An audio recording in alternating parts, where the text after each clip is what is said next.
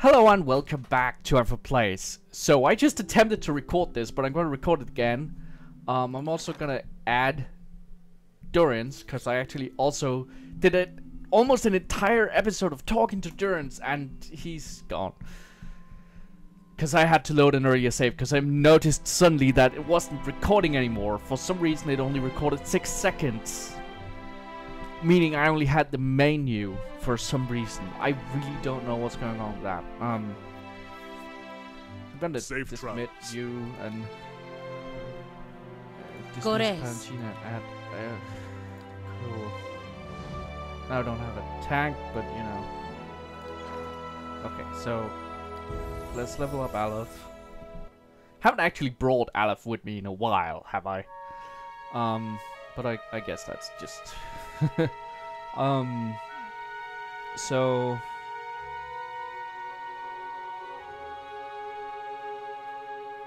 more lore, I guess.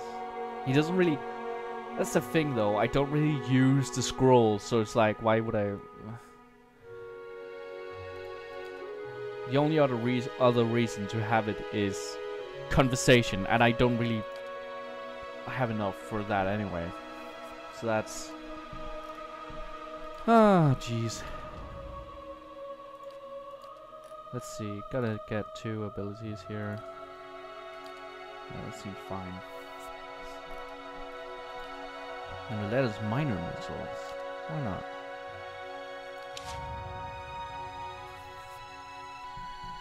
Okay, so let's talk to her again.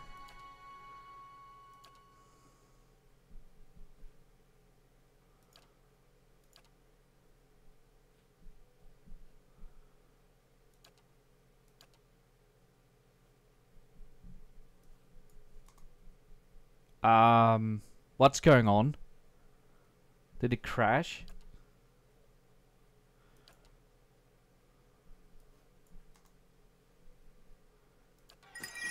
Not a problem.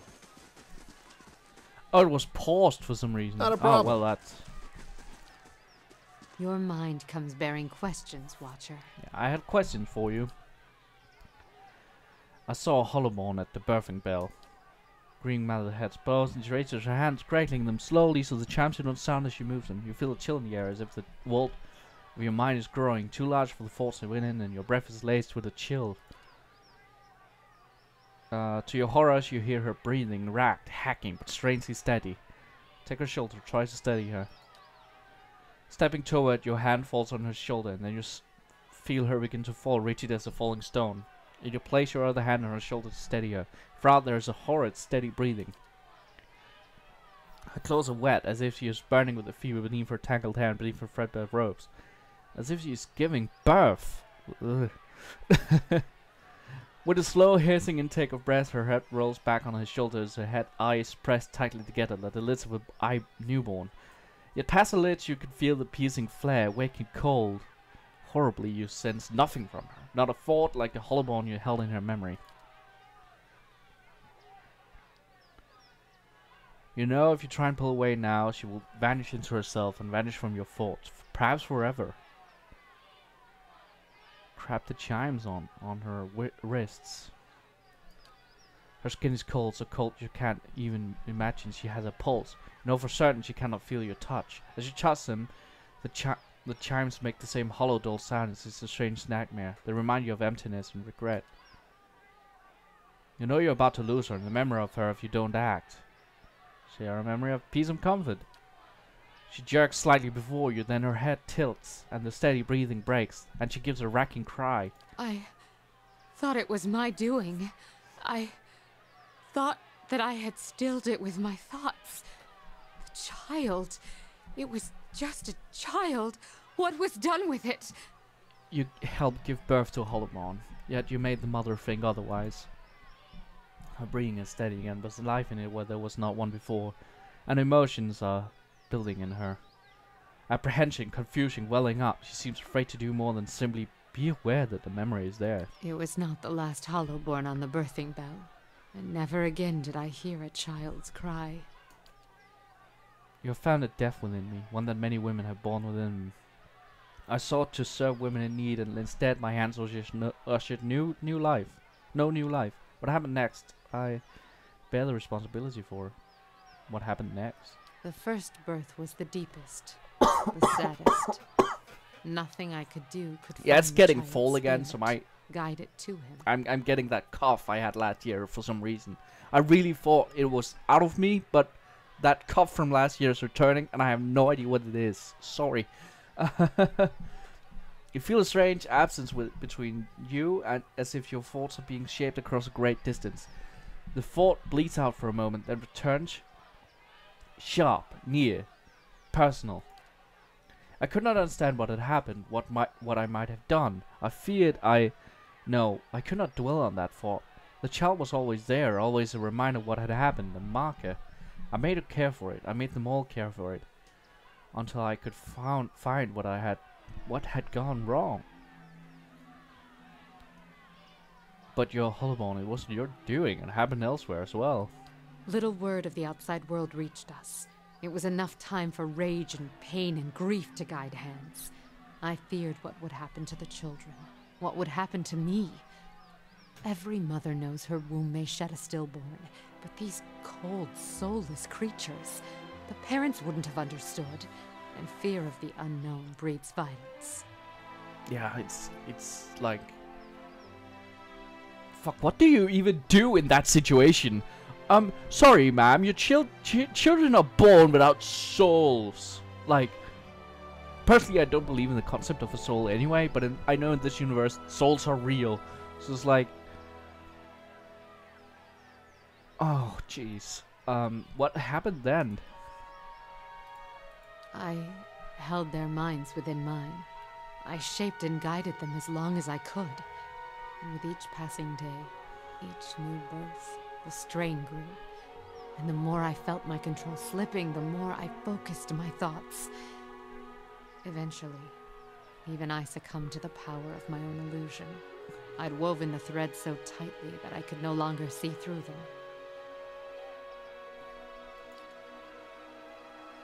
Then one morning I heard funeral bells tolling in the village. The sound of wailing rose through the mists. A mother had died, her mind so focused on the care of a Hollowbone child that she'd neglected even to feed herself. And with that the illusion broke. The townsfolk saw their Hollowbone the way they were, not the way I'd wished them to see. By the end of the day they'd begun to look at me differently too. I did not understand what had happened, but I knew enough to flee. And every suspicion that surfaced, every faded memory of what I'd done, I pressed it down, tucked it away. My skill failed me, but I did what was necessary. I regret the mother's death, but how much worse would it have been had I not acted?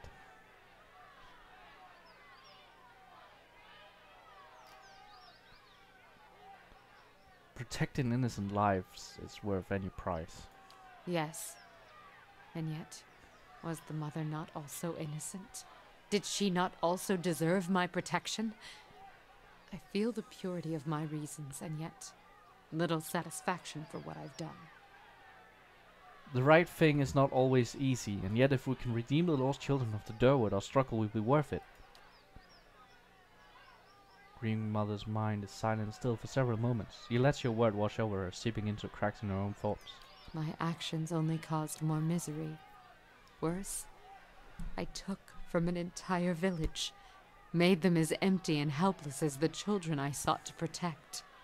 But you feel it was right to hold and direct their minds, even knowing the cost? You did not know the cost then. We must often plot our courses with imperfect knowledge. A tapestry woven thread by thread, never seeing the pattern. So it is with the thoughts and dreams that move us, that shape our reality. Your words have soothed my mind, in ways I did not expect.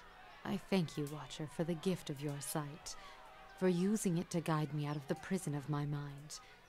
Let us hope it can also free you from the illusions Theos has woven around you.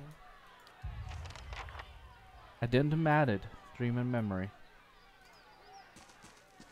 Yeah? Quest completed. Dream and memory. Okay, and then we sleep again. Here we sleep again on our own, for the only road that we have ever known. And again, because I know that Durance was supposed to suddenly react to me. Half asleep, here it is. Half asleep, its tide of deafening whispers assails you, chipping away your senses and your mind's understanding of itself. Their roar is louder with each passing night, their text more brazen, less confined to your subconscious. Familiar voice fights its way through the din, calling out to you. You howl in the night, Watcher, like a beaten dog with its tail tucked. If it is sympathy you call for, you do yourself no favors in the eyes of the gods. In other words, shut the fuck up, I'm trying to sleep. I made noise? You shook. You spoke words of dead languages. You yowled in fear. It has become your routine of late. I'd have stepped in sooner, but for all your writhing, I thought I might be interrupting the wrong kind of dream. I love him. I really love this character because he's just like so unforgiving, but at the same time, like he does care a little bit. He's like, well, you look like you were in trouble, but if you had a sex dream, I wouldn't like. Spoken like one who begs for mercy when his trial's near complete. You have not been broken yet, Watcher. Do not give your enemies the satisfaction before it is due. Yeah, and then the mother has something to say. I wish she had an actual name, because I hate this. Hello, mother. What's up today? Like, grieving mother. Jeez, can I call you Greavy? So as you turn to Greavy, you'll find her already at your side. A question rises to the surface of mind like a bubble from the depths. Yet her eyes are cast down. There is something I would ask of you, Watcher. A burden I would relieve. Yet, even the asking is a burden of another kind. What is it? The memories of the birthing bell, the hollow-born, the mothers. Even knowing that my actions were righteous, necessary, their memory haunts me. I see reflections of the lives I could not save wherever we travel. And when I lie down to sleep, the dreams of empty children and blind eyes are more vivid still. Please, Watcher. I tried once to forget, and yet echoes still tormented my soul. But if you were to cleanse my soul of the memory, I could at last be free of it. Will you grant me this? And then the music like rises as she says it. Like, no. Honestly, the memory is both a penance and a lesson. Plus, like, memories make you who you are. She stiffens as if struck. At last her shoulders slump and she looks back to you. But these memories, the pain, anger, brokenness, how am I to continue when these thoughts fill my mind? You need to stop running away, lady. You need to take in what's around you and learn that sometimes we just have to take the good with the bad and the bad with the good. And even when the bad seems overwhelming, we have to accept that it's there and like try and work ourselves through it, punch our way through it. That makes us stronger. Not as like physically stronger or psychologically stronger, but it does make us more able to take the next heartbreak, doesn't it? The pain you remember was felt even more keenly by those you would forget. Do not dishonor them. This is a difficult truth, but truth nonetheless. I thank you for your aid, Watcher, even if it is difficult to bear. Farewell. Alright, let's talk to Durance then. As I was going to do before the fucking computer started acting up. Hey, Durance. What? What? What is it, Watcher? Does what we learned about Vodica trouble you? It stinks of her. It is justice, but if her greater purpose was to think Margaret would fall prey to such deceit. And Aethys, Widewind had always claimed to be invading Deerwood to free it. What if it were true? What if he had come to stop Woodica's plot before it began? Surely Aethys earned his death at Godhammer Citadel, but not for those reasons. Not to keep him silent. If such a thing has brought about this chaos, Must we always be tools of gods? If Woodica and Margarin, if they are the cause of this, the Hollowborn, if the purges were never necessary, if Aethys was fighting back... Aethys needed to be stopped, and so does Woodica. I know it had to be done. Would it have been better had you been spared this knowledge? No, I am glad to have walked this far with you, seen this truth. Perhaps it was what I was meant to see, with a watcher's eyes. All these dances of words and intrigues, machines of men, twisted, ripping the souls of children, and by the gods, the goddess of justice. If I could end her like Aethys, Margarin burned her once. One can do so again. Woodica, she must answer to her own justice. Justice or revenge? Anyone with a shred of spirit seeks both justice and punishment. It burns in the heart of anyone who lives. All seek it. If the world does not balance, we all drown in the oceans. And the gods would not care. Margarin, she must be redeemed.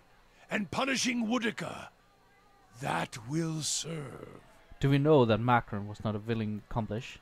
Is this some final joke at my expense? To test my faith further? And why would you think that, Watcher? You said you left Ashfall without telling anyone of your departure. If all you have are questions, then I have enough of those. She is a bitch of a goddess, to be sure. But even a whore only goes so far in crossing those she serves. I'm not certain. It's just a feeling I have, dude. That is all you have. A feeling. If feelings provoked me to say every thought that crossed my mind, get gone and leave me to my thoughts. What? I have some questions I wanted to ask you. If doubts and curiosity plague you, you're skinning your knuckles on the wrong door. I wanted to know more about you. Tell me more about Ashfall. The amount you ask, you'd think you missed it more than I. Ashfall's stockpile of guns, explosives, and alchemical fire sounds dangerous. Life is dangerous, you know. You would know more than most. Flame is always hungry, and if you don't respect it, its kisses will fire your loins like a Defiance Bay copper corner whore. Some chambers were consumed, some destroyed, but Ashfall remains. Would be good to see it one day if I return. I doubt I shall. Because home is a mess of disappointments, that's why. Never make a place your home, Watcher. That's my advice to you. Keep to the road. A home is a curse. It'll kill you to stay. And the moment your foot exits the door, I'll never again mess you up to the cathedral in your head. Is that why you wander? I'd expect you to understand, Watcher. You don't seem to value whatever home you're from either. And you're likely a stronger person for it. So if you ask the why of it, Watcher, the why that one doesn't need a cathedral to uphold a faith or remind one of it. I don't hate it, I don't despise it, I'm not some weeping cast-out fool. I want it because of my faith and to spread it. And I have many tens of years to go before Durance's trials let me go. Durance's trials... But your name is... Why would you say that in third person? Durance? What are you? And I'll never get there while I'm bantering words with you. But then who's more the fool? The fool who asks or the one who answers? I'm tired of your wordplay. Let's do something. I want to ask you something different. I suspect the answers will seed more questions. Tell me about yourself. Durance is an odd name. No more than Watcher. Durance is not a name, it's a title. What does your title mean? Durance? We've shared the fire and a difficult road enough. Enough to know you're willing to suffer one and walk the other. Every god who has followers has a chapter solely for them, whether they know it or not. I know it. This chapter is not a thing of intent, but a flame that catches you. Everyone hears dogma and hymns and rituals in a different way. And whether they admit it or not, the fires that catch your senses all weave into a larger bonfire, which becomes your religion, your way of life, your road. Worshippers take what they want from the god, and then translate it. So it was with Durance. Was a man once, before he became the religion. Was Durance a saint? Durance, a saint? No, he worked for a living. An old soldier's joke, but it holds true for saints as well. No, no saint in his teachings. His disciples did much of the work, like soldiers heading out to war. His teachings are impolitic now. It was composed of several trials and lessons woven together for the sake of faith. What were these teachings? There is no scripture, no poetry or wordplay open to interpretation. Its disciples are often not welcome, so they walk the road. A physical devotion. Many a metaphor has killed a man, when it would have been best to show him the truth of it, as ugly as it may seem. Before Durance, I put my faith in a great many such words, and encouraged others to do the same. All were weaker for it, unworthy of the flame. He was sitting out there. You couldn't hear it, but I could hear it very clearly. He was sitting out the door, meowing. Devotions are from days when Margaret would not simply open her legs for any eager young initiate. I can't get over his fucking deal with Margaret. Instead, she would turn away these faithful and ask them to wander the land to prove themselves devout. Based on the trials and judgments, then access to the god is granted. But it was up to each initiate to find the fire within them, and then that fire rarely burned when first they came to Margaret's door and sought acceptance. Begging is not what transforms one, but to say such now, the words are not welcomed as they should. Why is that? The reasons are so many you would age and die listening to them all. But the teachings of Durance also included casting established clergy out who might need reminders of such devotion as well. Oh, so they're a bunch of lazy shits.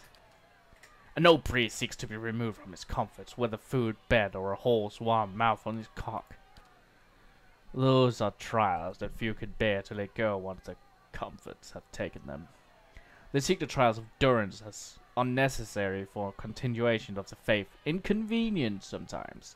They hold fast that there are other ways to spread McGrath's fire without leaving marks, as Durance taught. What do you mean leaving marks? As the disciples walked the road, the trials of Durance they suffered and dispensed were also ones of justice. All potential converts, even the faithful, were tested for weakness, and if their weakness broke them, so be it. If they survived, then they were transformed, made stronger as Margaret seeks of all. Before I followed the way of Durance, I did not test myself. I did not test others. Weakness and injustice thrived around me because I permitted it to be so. Sagani's busy sharpening another bow and arrowhead, and it isn't even clear she's listening until she looks up and shakes her head. One thing I'll never understand about you northern folk. You live amidst plenty and lands that aren't like to kill you overnight, and yet you have this funny notion that carving the shit out of each other somehow makes you worthy of it. I'll never understand it, but then we can't afford to make target practice of one another in Masuk. Why would the clergy object to your dispensing justice? Justice was not seen as our duty. Justice was a thing of Woodica. And the debates on that ran fierce and hot. If any god should hold the reins to the keeping of any other, as I said, an unpopular notion. Might spread like a fire, can't have that. Yet Durance reminded us that Woodica had once been burned by Magran, and rightly so. If Goddess of Justice might be burned to remind her of her place, well then Margaret's clergy can remind others in a similar fashion. So this religious punishing chapter was put down? There were not many of us. I am the last, and while there's no words of poetry to mar Durance's teachings, it's little to keep it alive if the fire dies. But that in itself is a test. The Saint's War gave Durance a new boost of popularity for a time. Saint to match a saint, ruthless to match ruthlessness. The fiercest of us, well, we took the battle to Ephesus and read Ceres. It took strength to turn their back on heresies, and not many of Macron's highest would have done the same. Then the teachings dwindled, died, as most flames do. But they still leave marks. So you would punish others. Transform them. If they broke, so be it. The greater the ruination of their flesh and soul, the greater their hope of salvation. It was the struggle that would strengthen them. One can have enough of words until you hunger for giving the red gift to some prattling fool, whether they serve Margaret or not. God and faith can drive a man to do much others would find difficult. Durance himself admitted as much. He did not relish the task, but he did not shy away from it. And you follow this teaching? All life does, whether by Margaret or not. The Saints' War made it necessary, and as distasteful as it may have seemed, well, now, every mark of Aethys, every weak soul that exposed our throat to the enemy, they would answer for every soldier and Margaret disciple that had fallen. I punished others, yes, men, women, children, and I did not spare the staff or any other instrument I felt would learn them and strengthen them. A purge not just of Aethys, but of frailty, a burning of dry fields, a sacrifice at the whore's altar. But who needs her words when one has her flame to show the way? Had other questions about you.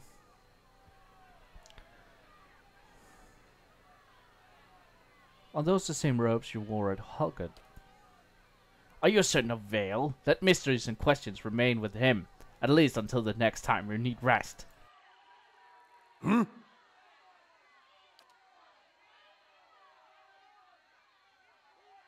If doubts and curiosity plague you, you're skinning your knuckles on the wrong door.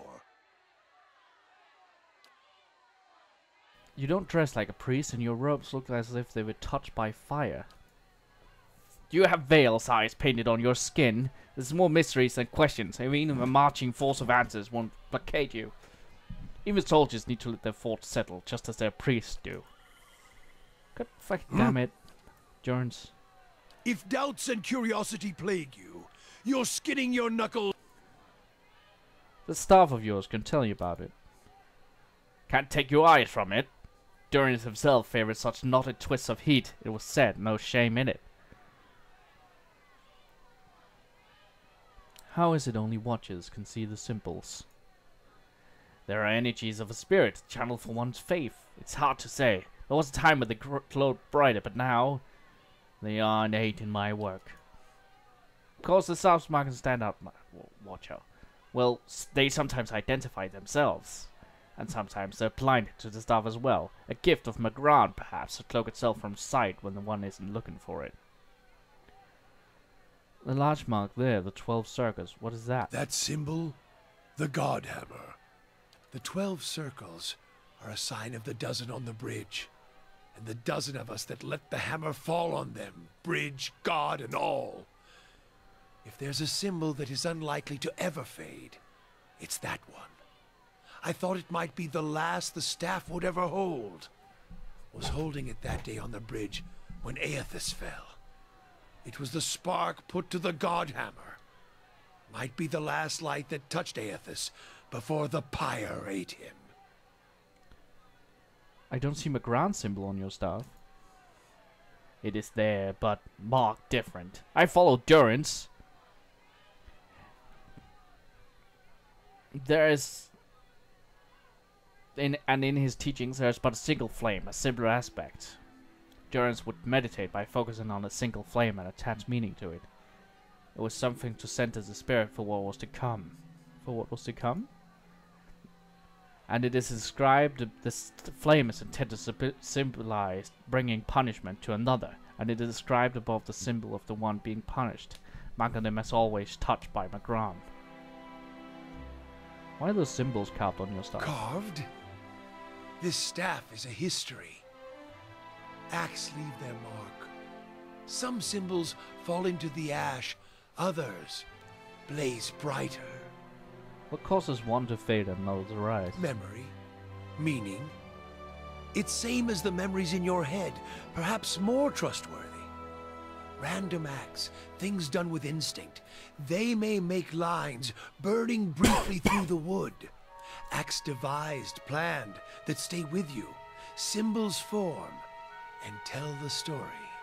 It's like all memories, except the staff burns it true. When a thought's close, you see it clearer, brighter. Once you forget, they get buried. But like rings in wood, the etchings remain. Keeps me grounded. Also, it's a solid walking stick. Not a problem. He's a good guy. I like him a lot. Let's rest again. Oh yeah, accept the money there for nailed. I'm prepared to do that. They gave up as soon as they found out who I was, so it was like, well. I'm hoping that if I there we go. See, I'm hoping that maybe the thing is that I haven't been resting enough. Your eyes open to a familiar scene. Durrance sits with his staff laid across his lap, a malignant flame sprouting from one end. He is difficult to make out, his features soft, bleeding together, but stuff you could see clearly, its etchings aglow in molten orange. Though Durrance's face is difficult to distinguish, there's no mistaking the hardened expression, the furrowed brow. His voice hisses and sputters, low and unintelligible, as though having a private argument with stuff. Traces of spittle catch the firelight as they fly from his lips like sparks. And to your surprise, there's a female figure behind him. About to call out a warning, realizes the Magran statue where you met Durrance at the fork. Yet she seemed almost alive for a moment. Her cast shadow seemed as if it was moving, cloaked, then it is still frozen with the night at its back. There's something odd about one of the symbols. A circle of 12 smaller circles. One small circle glows brightly, but the other 11 give off little light. They flicker and fade like dying embers. Between his hissing curses, Durrance lowers his face close to the staff and blows on the fading circles with panic rapidity, coaxing light from them, but they do not ignite. One by one, the light of the circle dies and smoke rises from their ashes. Only one still burns. Durrance holds his staff at his feet, and it clatters to the ground. Its edges have become soft, difficult to find. Like its owner, the staff has become a blur. You close your eyes and reopen them, and Durrance is there, picking up his staff from the ground. But the blur is gone, and you're awake. Okay, we're doing that next time. If I was watching this episode of Iron Place, more talking to Durrance next time. It seems that you have to rest to get their stories, which is interesting, but I wish I had realized that sooner. So we're gonna talk to Durrance. Maybe rest again afterwards to... I mean, it seems like the travel with Durrance for a time thing that also was on the mother depends on how much you rest with them in your party. So we're probably gonna talk to him next time, rest a little bit more, and see what happens. Until then, bye!